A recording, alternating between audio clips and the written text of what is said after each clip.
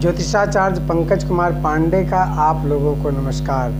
हम आपसे बात करने जा रहे हैं शनि देव की पौराणिक कथा के बारे में। प्रत्येक इंसान के जीवन में उतार चढ़ाव लगा ही रहता है। इनका मुख्य कारण पूर्व जन्मकृत कर्म ही हैं। ज्योतिषी मान्यताओं के अनुसार हमारे कर्मों के अनुसार ही ग्रह फल देते हैं। पौराणिक ग्रंथों में शनि देव को न्यायाधीश के रूप में दर्शाया गया है। शनि देव सदैव जिज्ञासा का केंद्र रहे हैं। पौराणिक कथाओं के अनुसार शनि देव काश्यप वंश की परंपरा में भगवान सूर्य की पत्नी छाया के पुत्र हैं।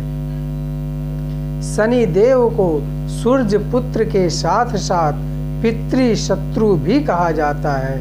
शनि देव के भाई बहन मृत्यु देव यमराज, पवित्र नदी यमुना व क्रूर स्वभाव की भद्रा हैं। शनि देव का विवाह चित्ररथ की बड़ी पुत्री से हुआ था। ज्येष्ठ माह के कृष्ण पक्ष की अमावस्या को शनि देव का उत्सव मनाया जाता है। शनि देव का जन्म स्थान सौराष्ट्र में सिंगणापुर माना गया है। हनुमान, भैरव, बुद्ध व राहु को वे अपना मित्र मानते हैं। शनि देव का वाहन गिद्ध है और उनका रथ लोहे का बना हुआ है। शनि देव के 10 नाम यम, बभ्रू, पिप्पलाश्रय, कोनस्थ, सौरी, शनैश्चर, कृष्ण, रौद्रांतक, मंद, पिंगल। शनि देव अपना शुभ प्रभाव विशेषतः कानून, राजनीति व अध्यात्म के विषयों में देते हैं। शनि के बुरे प्रभाव से रोग, गुर्दा रोग, डायबिटीज, मानसिक रोग, त्वचा रोग, वात रोग व कैंसर हो सकते हैं, जिनसे राहत के लिए शनि की वस्तुओं का दान करना चाहिए। शनि देव का रंग काला क्यों है? ऐसी मान्यता है कि जब शनि देव अपनी माता छाया के गर्भ में थे, तब शिव भक्तिनी माता ने तेजस्वी पुत्र की कामना हेतु भगवान शिव की घोर तपस्या की, जिस कारण धूप व गर्मी की तपन में शनि का रंग गर्भ में ही काला हो गया। लेकिन माँ के इसी तप से शनि देव को अपार शक्ति भी दी।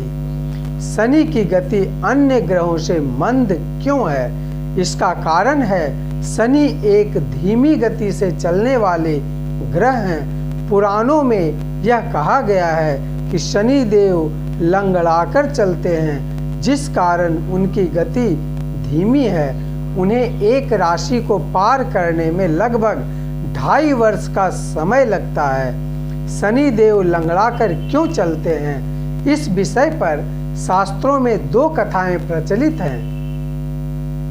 पहला, एक बार सूर्य देव का तेज सहन न कर पाने की वजह से उनकी पत्नी संज्ञा देवी ने अपने शरीर से अपने जैसे ही एक प्रतिमूर्ति तैयार की और उसका नाम स्वर्णा रखा। उसे आज्ञा दी कि तुम मेरी अनुपस्थिति में मेरी सारी संतानों की देख रेख करते हुए सूर्य देव की सेवा करो और पत्नी सुख भोगो। ये आदेश देकर वह अपने पिता के घर चली गई।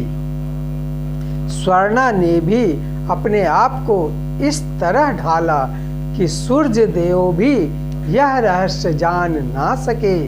इस बीच सूर्य देव से स्वर्णा को 5 पुत्र व 2 पुत्रियां हुई। स्वर्णा अपने बच्चों पर अधिक और संज्ञा की संतानों पर कम ध्यान देने लगी। एक दिन संज्ञा के पुत्र शनि को तेज भूख लगी, तो उसने स्वर्णा से भोजन मांगा। तब स्वर्णा ने कहा कि अभी ठहरो, पहले मैं भगवान का भोग लगा लूं और तुम्हारे छोटे भाई बहनों को खाना खिला दूं, फिर तुम्हें भोजन दूंगी। इस पर यह शनि देव यह सुन शनि को क्रोध आ गया और उसने माता को मारने के लिए अपना पैर उठाया। तो स्वर्णा ने शनि को श्राप दे दिया कि तेरा पांव अभी टूट जाए। तब से माता का श्राप सुनकर शनि देव डरकर अपने पिता के पास गए और सारा किस्सा कह दिया। सूर्य देव समझ गए कि कोई भी माता अपनी बच्चे को इस तरह का श्राप नहीं दे सकती। तब सूर्य देव ने क्रोध में आकर पूछा कि बताओ तुम कौन हो। सूर्य का तेज देखकर स्वर्णा घबरा गई और सारी सच्चाई बता दी। तब सूर्य देव ने शनि को समझाया कि स्वर्णा तुम्हारी माता तो नहीं है परंतु माँ के समान है, इसलिए उसका श्राप व्यर्थ तो नहीं होगा, परंतु यह उतना कठोर नहीं होगा कि टांग पूरी तरह से अलग हो जाए। हाँ, तुम आजीवन एक पांव से लंगड़ाकर चलते रहोगे। रावण की पत्नी मंदोदरी जब गर्भवती हुई तो रावण ने अपराजय व दीर्घायु पुत्र की कामना से सभी ग्रहों को अपनी इच्छा अनुसार स्थापित कर लिया। सभी ग्रह भविष्य में होने वाली घटनाओं को लेकर चिंतित थे, लेकिन रावण के भय से वहीं ठहरे रहे।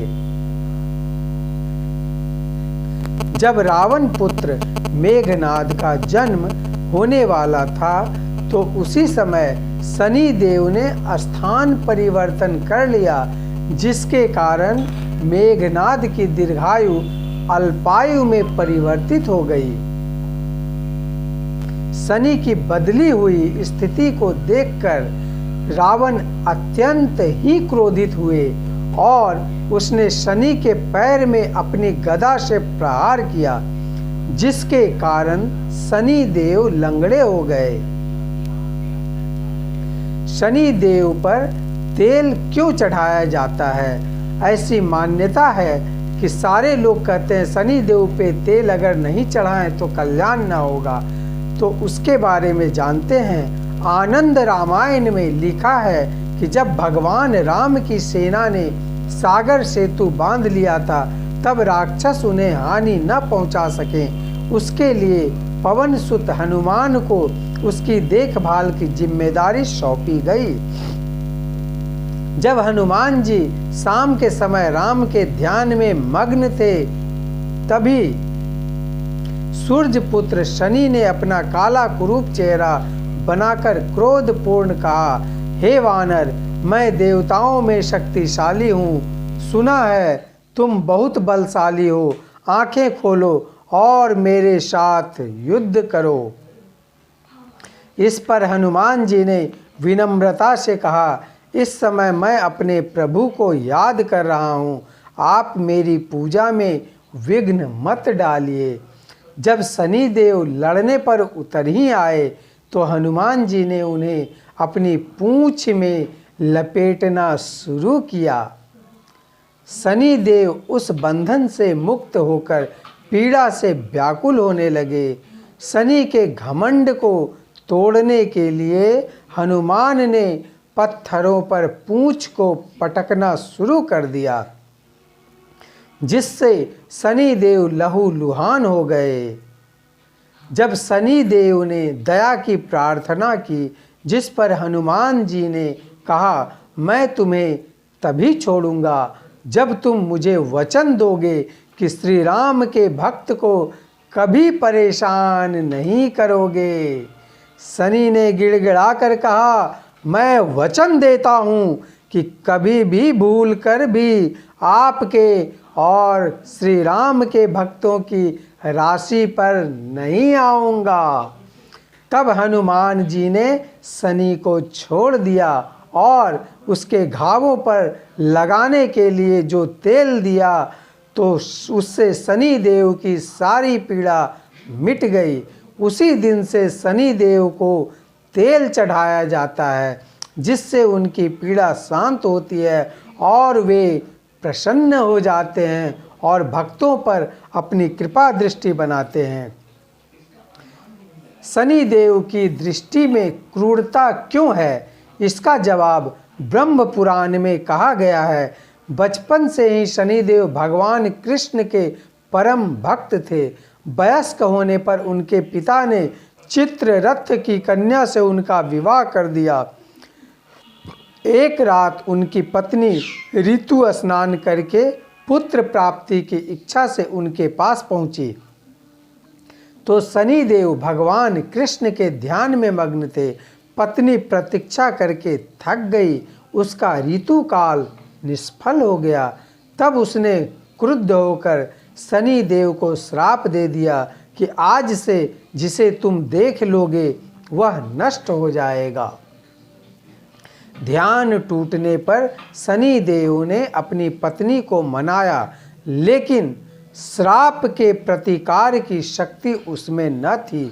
तभी से शनिदेव की दृष्टि को क्रूर माना जाने लगा और वे अपना सिर नीचा करके रहने लगे, क्योंकि वे नहीं चाहते थे कि उनकी दृष्टि के द्वारा किसी का अनावश्यक अनिष्ट हो। शनि को न्यायाधीश क्यों कहते हैं?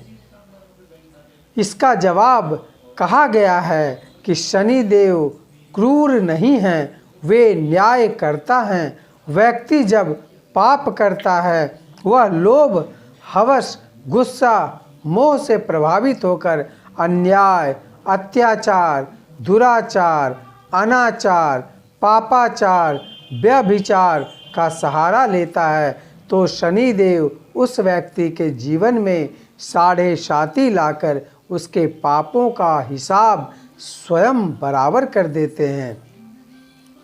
लेकिन यदि साढ़े साती के दौरान भी व्यक्ति सत्य को नहीं छोड़ते, दया और सुकर्म का सहारा लेते हैं, तब समय शुभता से व्यतीत करवा देते हैं। अतः शनिदेव अच्छे कर्मों के फलदाता हैं, वह बुरे कर्मों का दंड भी देते हैं, जिस कारण से उन्हें न्यायाधीश कहा जाता है।